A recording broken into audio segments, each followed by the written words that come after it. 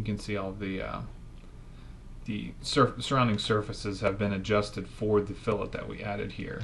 And we can come back in and we can actually fillet the intersection with the body as well. At this time I'm not going to worry about that just yet, but that is something that we're going to have to do. So I'm going to go ahead and save it real quick. Alright, so now we have to deal with the seam along the midline of this body here.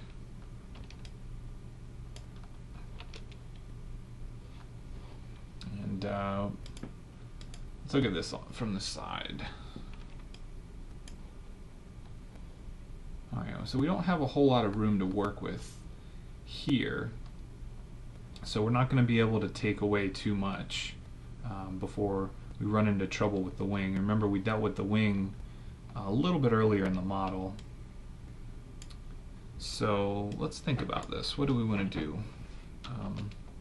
Just for kicks, I'm going to go ahead and knit all of this stuff together.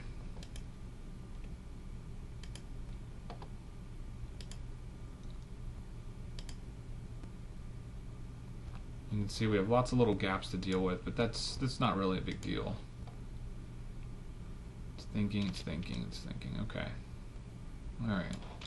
So now if we come in and we try to apply a fillet here, let's see what happens. Alright, so that fillet is fine if it's 10 millimeters. Kick it up to 15, and it's starting to get into the wing here. Let's go ahead and okay that and see what happens. Alright, so it was able to blend that in. And if we come back and we try to fill up the wing, alright, it's able to blend that into the fillet as well.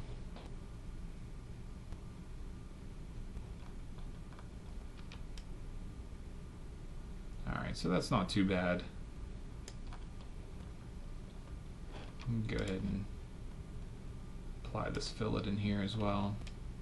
And you can see one thing it does here, this wing enters at an extreme angle to this bottom face here, so the fillet on the inside here is it appears to be quite a bit smaller than the fillet on the outside, and that's because this is a constant radius throughout here.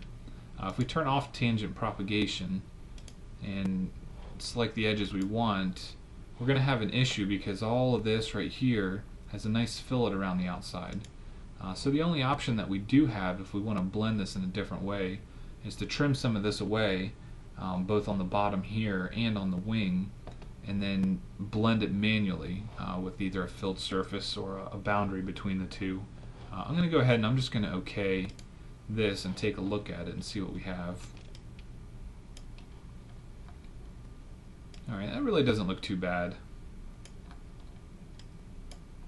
Let's see what happens with this one here. This may cause issues when we go to mirror this body across, but you can see here because of how it added that fillet on this back edge, we might actually run into some trouble. Let's look at this thing from the bottom. Alright, it might be okay, but let's go ahead and just mirror it real quick. And I don't want to mirror that feature. Let's go right plane and bodies to mirror. And let's see what happens.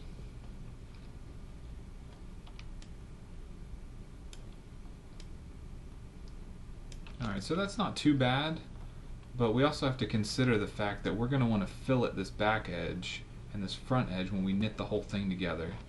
So because of that, I'm going to go ahead and avoid that fillet right there, at least until later on in the model. Alright, so we still have a few things to deal with. This right here, I didn't knit that. I'm going to go ahead and apply a fillet to it. Let's make this 5 millimeters just like all the others. Alright, apparently I'm getting an issue. Maybe that.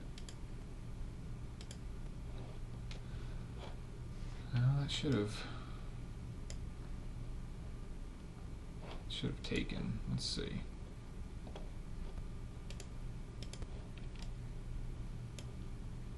See what the problem is.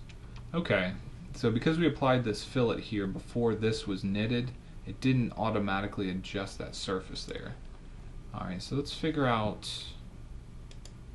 Alright, so that fillet was there, so this surface knit, I'm just going to go back and I'm going to go ahead and add that to it and let it rebuild everything.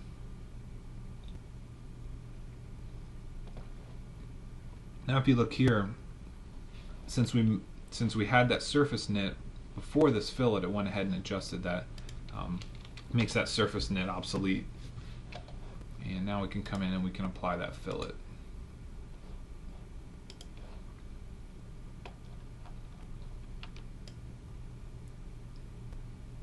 Alright, we're going to have the same issue in this corner as well, because that wasn't knitted before this fillet feature here. So I'm just going to click on that fillet. Alright, so we see it was fillet 9. So I'm going to go ahead and just knit that at the same time as well. And let it rebuild and allow it to adjust that surface for us. Alright, so see there, we don't have that problem anymore. Let's go ahead and flip this thing around, save it real quick. Alright, so far we have almost all the features in this as far as we're going to go with this model. And we've went ahead and we used a fillet on this side, and I showed you earlier in the model the difference between actually filleting that or actually coming in and doing a blend. And I'll go ahead and turn curvature on, and you can see that the midline, everywhere we've added a fillet, they're all constant radius, so they don't blend with the geometry around them. And it's not necessarily a bad thing, but in this model here, we know what we're doing with it. We're just making a general representation, and I showed you with all the curvature here, all the differences between the different operations. So I just felt like adding a fillet to all these would be much quicker rather than trying to split all these bodies and do custom blends and things like that. But as long as you know the difference and when you can use them and when you should avoid them, then that's really the whole point of this. And you can see everything here is nice and blended as well. Everything has been knitted together. And I'm going to go ahead and mirror this across the right plane, and it should be one single body. Now you might be wondering why I didn't check that knit surfaces option. Well, in this case I could have, because it wouldn't completely seal our surfaces. But if for some reason these bodies were completely sealed and I used that knit surface option, it wouldn't give me the option of trying to create a solid from it. Now in some cases that's not really an issue, but in the case of this model, I'm going to want to create a solid after this. So we went ahead and allowed the mirror to knit these two together. This will let us come back in here and do a filled surface.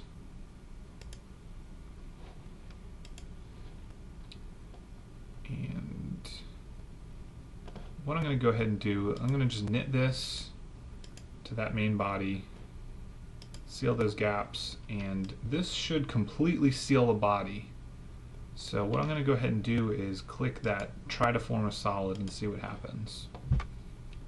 Now we went ahead and we let all, SolidWorks take care of all the little gaps if there were any left, and we know we've sealed everything else off.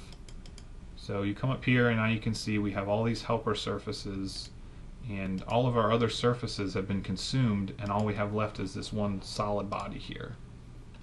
We still need to add a few features. We want to go ahead and fillet the back of that. We're going to go ahead and do 5mm on the back edge, front edge, and go ahead and do 15.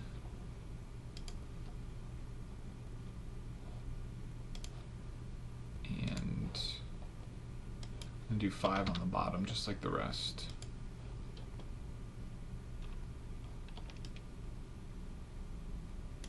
Alright, and Let's save this real quick.